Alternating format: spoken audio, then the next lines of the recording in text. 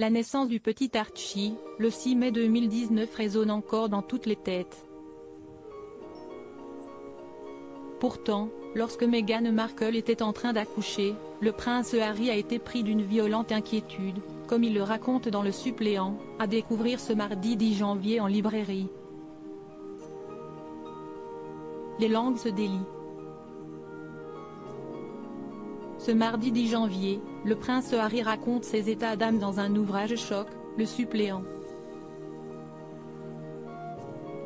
Dans ses mémoires, le duc de Sussex revient en détail sur plusieurs périodes de sa vie qui l'ont marqué.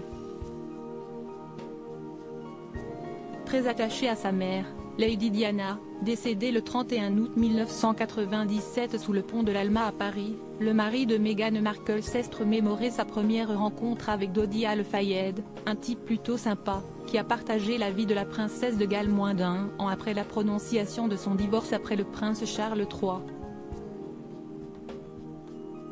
Est-ce à notre retour, après cette folle expédition en jet ski, que l'ami de maman avait fait son apparition? Non, sans doute juste avant.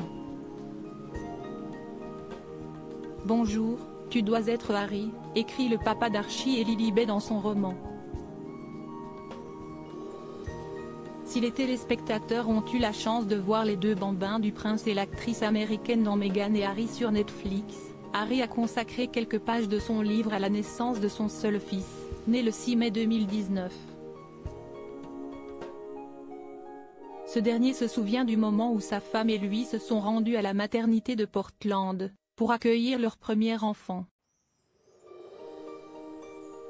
Harry paniquait à la naissance d'Archie pour échapper aux paparazzi. Les Sussex avaient réussi à s'échapper de Frogmore Cottage pour rejoindre secrètement un hôpital privé, à l'abri de tous les regards indiscrets.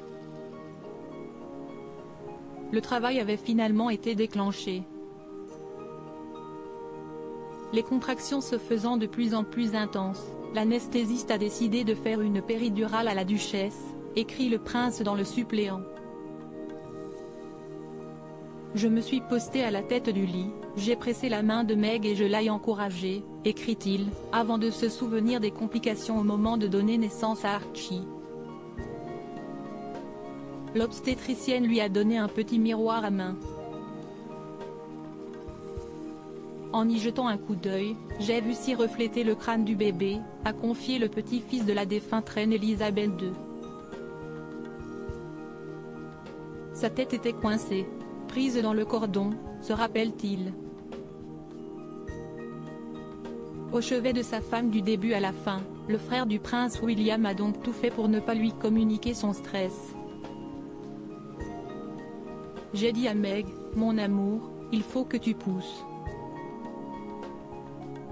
Je ne lui ai pas avoué pourquoi. Je ne lui ai pas parlé du cordon ombilical, je n'ai pas mentionné l'éventualité d'une césarienne pratiquée en urgence, explique-t-il dans Le Suppléant. Quelques longues minutes plus tard, l'actrice de Suits accueillait Archie. La suite de l'histoire, le monde entier la connaît.